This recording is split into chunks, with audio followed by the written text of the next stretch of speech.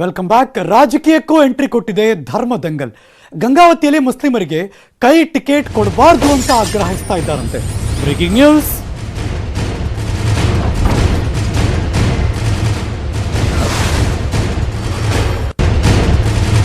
ರಾಜಕೀಯಕ್ಕೂ entry ಕೊಡ್ತು ಧರ್ಮ Dangal.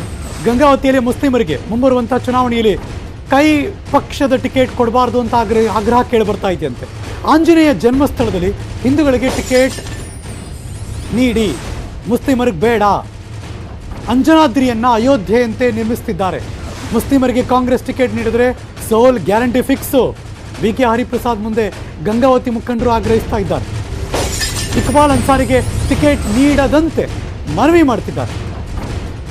HR ಶ್ರೀನಾಥ್ಗೆ Congress ticket ಕೊಡಿ ಅಂತ ಆಗ್ರಹಿಸ್ತಾ ಇದ್ದಾರೆ.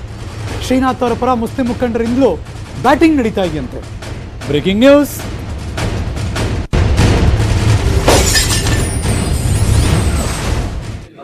ನೀವು ನೋಡ್ತಿರುವಂತಹ ಬೆಳವಣಿಗೆ ಇದು ಬಿಕೆ ಹರಿಪ್ರಸಾದ್ ಅವರಿಗೆ ಆ ಭಾಗದ ಮಂದಿ ರಿಕ್ವೆಸ್ಟ್ ಮಾಡ್ತಿರೋದು. ಮುಸ್ಲಿಮರಿಗೆ ಕೈ ಟಿಕೆಟ್ ಕೊಡಬೇಡಿ ಅಂತ ಆಗ್ರಹಿಸ್ತಾ ಇದ್ದಾರೆ. ಏಕೆಂದ್ರೆ ಆಂಜನೇಯನ ಜನ್ಮಸ್ಥಳ ಇದು, ಹಾಗಾಗಿ ಹಿಂದೂಗಳಿಗೆ ಮಾತ್ರ ಟಿಕೆಟ್ ಕೊಡಿ. ಅಂಜನಾದ್ರಿಯನ್ನ ಅಯೋಧ್ಯೆ ತರ ನಿರ್ಮಿಸುತ್ತಿದ್ದಾರೆ ಅಂತ ಅಲ್ಲಿ ಅವರು ಆಗ್ರಹಿಸ್ತಾ ಇದ್ದಾರೆ.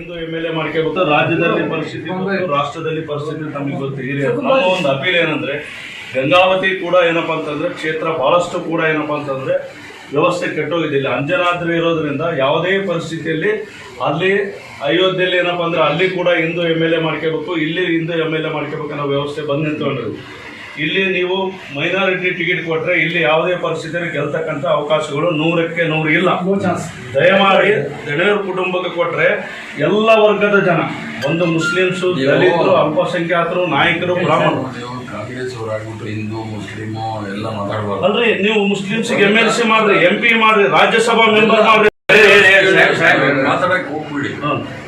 ಎಚ್.ಜಿ. ರಾಮನವರು ಹಳೆ ಕಾಂಗ್ರೆಸ್ ಅವರು ಗೌರವ ಕೊಡಿ ಅಂತ ಹೇಳಿ ಅಷ್ಟೇ. ನಾವು ಕಾಂಗ್ರೆಸ್ ಅವರಾಗ್ಬಿಟ್ಟು ಹಿಂದೂ ಮುಸ್ಲಿಂ ಮಾತಾಡೋದು ನಾನು ಮುಂದಿಟ್ಕೊಂಡು ಹೋದ್ರೆ ಕಾಂಗ್ರೆಸ್ ಸ್ವಲ್ಪ ಚೇತನ ಅಲ್ಲ ಸರ್, ನಾನು ಹೇಳಿದ್ದೀನಿ ಈ ಕ್ಷೇತ್ರದ MLA ನಾವು ಗೆಲ್ಲಬೇಕು ಅನ್ನೋದಾದ್ರೆ